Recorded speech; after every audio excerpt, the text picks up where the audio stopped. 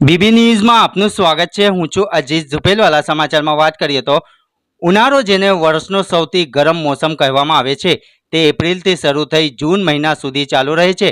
આ સમયગાળા દરમિયાન હવામાન ખૂબ જ ગરમ હોય છે અને આ સિઝનમાં દિવસનું તાપમાન પણ સામાન્ય કરતાં વધારે હોય છે।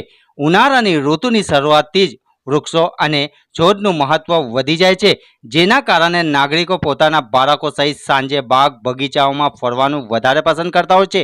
વડોદરા શહેરના પશ્ચિમ ભાગમાં આવેલ વિશ્વામિત્રી કિનારે મહારાજા સયાજી રાવે 1879ની સાલમાં આશરે 113 એકર જમીનમાં ફેલાયેલ કમાતી બાગ, જે આજે પણ શહેરની શોભા વધારે છે।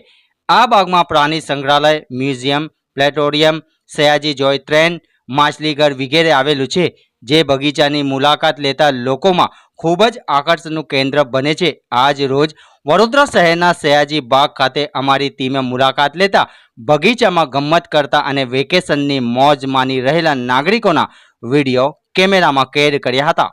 રિપોર્ટ અઝીઝ ઝુપેલવાલા।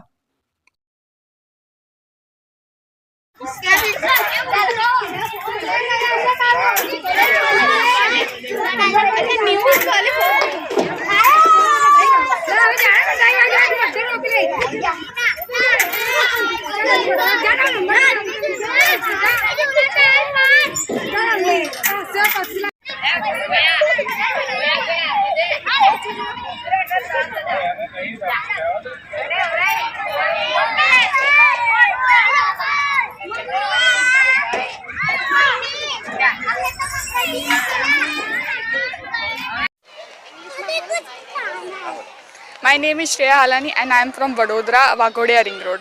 And હું અહીંયા કમાટી ગાર્ડનમાં બેડમિન્ટન રમવા આવી છું મારા કઝિન સાથે, અને અહીંયા બધી સારી ફેસિલિટીઝ છે અને ક્લીન હોય છે અને ટાઈડી હોય છે દર વખતે, એવરી ટાઈમ આઈ કેમ।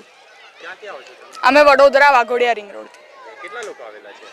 અમારી જોડે માને ગણીને 6 જણ છે। અહીંયા કેવી ફેસિલિટી બાળકો માટે બધી સારી છે અને ચોખ્ખાઈ બી છે।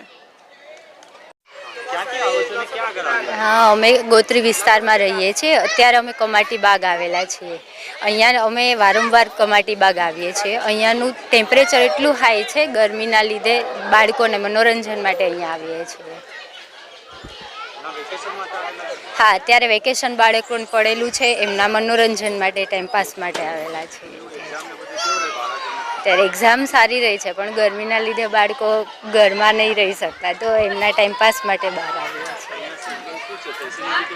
અહીંયા બહુ સારી ફેસિલિટી છે અને છોકરાઓને ટાઈમપાસ આરામથી ઇઝીલી બહુ મજા આવે એવું છે। રુચિકા કાશુંદ્રા। ઘંટી છે તેમને ક્લિક કરો જેથી અપડેટ ન્યૂઝ તમારા સુધી પહોંચી શકે।